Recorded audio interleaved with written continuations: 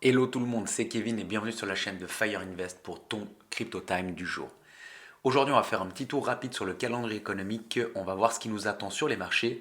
On passera aussi sur l'inflation pour voir où on en est. On parlera du stacking de Tao. Je vais te donner quelques petits insights intéressants. On ira aussi checker le Fear and Greed Index pour voir un peu l'état du sentiment du marché. Mais je pense que tu le connais un peu cet état. On va faire un petit détour par Hondo Finance. On va voir sur la TVL de Hondo qui explose aujourd'hui. Et puis on va terminer un petit peu sur les graphiques. Installe-toi confortablement, c'est parti.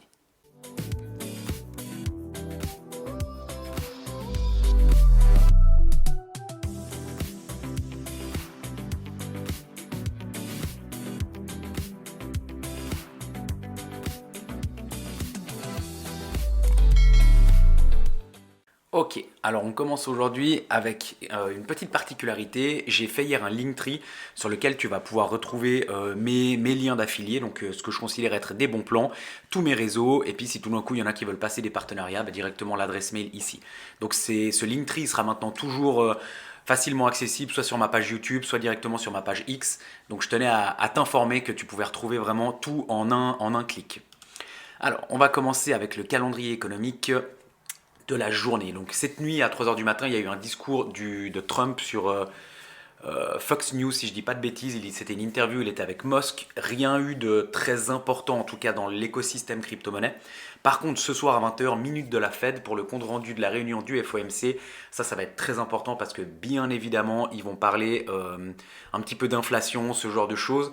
Donc ça va être très très intéressant à suivre. Je vais voir si je peux trouver un lien qui te met en direct pour voir cette minute de la Fed ou alors en rediffusion. Ce sera dès 20 h ou 20 h 10 le temps que je trouve ce lien sur la page de X. Donc attention quand même parce que c'est possible qu'il y ait pas mal de volatilité en lien avec ce que pourrait dire ou la manière dont Jérôme Powell parle ce soir. Pardon. Donc si on revient juste sur Trueflation très rapidement, on voit qu'on a eu un rebond avant-hier et que, non même le 16, donc déjà il y a quelques jours, et que là on voit que depuis on se restabilise toujours en dessous des 2,30%, donc c'est quand même un taux qui est hyper intéressant et loin, enfin largement plus bas que ce que la Fed annonce eux avec les datas de décembre et de janvier qui tournent autour des 3%. Donc on est toujours hyper bon à ce niveau-là et ça c'est très très bien. Je voulais juste te montrer aussi, je pense que tu as vu, Tao, ils ont fait une mise à jour, ils ont mis en place leur DTAO. Et donc, ce qui fait que maintenant, tu peux stacker tes Tao, mais tu peux aussi stacker directement tes Tao sur des subnets. Et ça fait que tu n'as plus vraiment des Tao, mais tu as des cryptos qui sont corrélés au Tao. Donc, il faut quand même faire franchement gaffe à ça. Juste pour te donner une idée, on va juste aller voir ici. Donc le site c'est tout simplement taostat.io. Ce site-là, il n'a pas changé. Si tu viens ici dans validateur, tu vois tous les validateurs qui sont là. Et si tu cliques ici en bas dans délégation stacking, hop, ici on va mettre sur 100, comme ça, bah, ça fait un pourcentage. Ça sera plus simple. Typiquement, si tu stacks avec le plus gros, hop, actuellement, tu as un taux annuel qui tourne normalement, c'est plus. Ah voilà, pardon, annuel à 17%.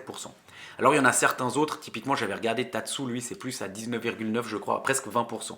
Ok, maintenant ce qu'il faut bien comprendre, c'est que ensuite tu choisis un validateur, enfin premièrement tu choisis un validateur et ensuite tu vas pouvoir mettre ça sur tous ces subnets ici. Donc déjà, petite information, on voit que maintenant il y en a déjà 64 et qu'il y en a déjà deux qui sont prévus parce qu'ils ont déjà leur place ici. Mais moi, ce que je fais actuellement, c'est que je laisse mes Tao stackés sur le route. En fait, c'est tout simplement la racine. Donc, je ne choisis pas pour le moment de dispatcher mes Tao en plein de petits autres euh, sous Tao, on va dire ça comme ça. Donc pour le moment, je les ai laissés stacker sur du route. Je vais prendre le temps de bien regarder ça, bien voir comment ça fonctionne. Et puis ensuite, je ferai une vidéo vraiment que dédiée à ça. J'en avais déjà tourné une, mais le temps que je la monte et tout ça, il y a eu cette mise à jour, donc elle est plus tout à fait à jour. Donc je préfère la mettre de côté et je recommencerai tout à zéro pour vraiment faire quelque chose de qualitatif et puis de compréhensible. Mais là, il me faut me laisser un petit peu plus de temps. C'est vrai que pour le moment, j'ai pas encore pris trop le temps de me pencher là-dessus. Donc voilà, en tout cas, pour moi, actuellement, je laissais en stacking, ça continue à tourner très bien sur le réseau Racine, donc le route, et puis comme ça, je ne me prends pas la tête à partir sur les subnets pour le moment. Donc ensuite, si on vient ici sur le CoinMarketCap, on voit, bah ici j'ai mis en 7 jours, hein, mais on voit quand même que, alors en 7 jours, il n'y a pas forcément que du rouge, par contre en 24 heures, c'est pas magnifique non plus, hein. À part Litecoin qui franchement résiste quand même assez bien. Mais on voit que même des cryptos qui résistaient très bien là ces derniers temps, hyper liquide, franchement quand même assez solide en ce moment. Mais même le BGB qui a pris quand même un moins 20% là en une semaine. Donc il y a des signes de repli sur des tokens qui jusque-là étaient quand même assez performants et assez solides. Donc c'est vrai que le marché est quand même vraiment tendu en ce moment. Et on le voit, hein, bien sûr, sur le Fear and Greed Index, on est vraiment dans la peur à 37. Donc pour le moment, on a de la peine à sortir un petit peu de cette peur. Alors c'est des opportunités d'achat, ça c'est une certitude. Pour te donner un ordre d'idée, moi j'ai encore quelques liquidités que j'ai envie de réinjecter qui sont prêtes sur BitGet. Mais vraiment, j'attends la mare de sang, enfin l'océan de sang. J'aimerais rentrer pour te donner un petit peu sur mon ressenti en fonction des prix d'entrée. J'aimerais voir pour peut-être remettre un petit peu sur du ANKR, du FET, Render, Kaspa, Ondo, RSR, Hype aussi. Mais Hype, c'est vrai que pour le moment, il tient vraiment bien. J'aimerais bien rentrer sous les 20. Donc voilà, c'est un petit peu mes targets que j'ai choisis et j'attends par contre vraiment, vraiment, parce que là c'est les ultimes liquidités, donc j'attends vraiment la mare de sang. S'il n'y a pas ça, bah c'est pas grave, ça rentrera pas sur le marché des cryptos, ces dernières liquidités là. Et par contre, si vraiment je les rentre, c'est que là, je sais que je fais un bon coup sur les cours. Justement, en parlant de Hondo, on peut le voir ici, donc on est sur tout simplement DeFi Lama, hein. Sur le DeFi Lama, ça te permet de voir, c'est vraiment pour décortiquer la DeFi de long en large. Et là, vraiment, sur le Hondo Finance, on voit ici la TVL qui s'envole depuis quelques jours là.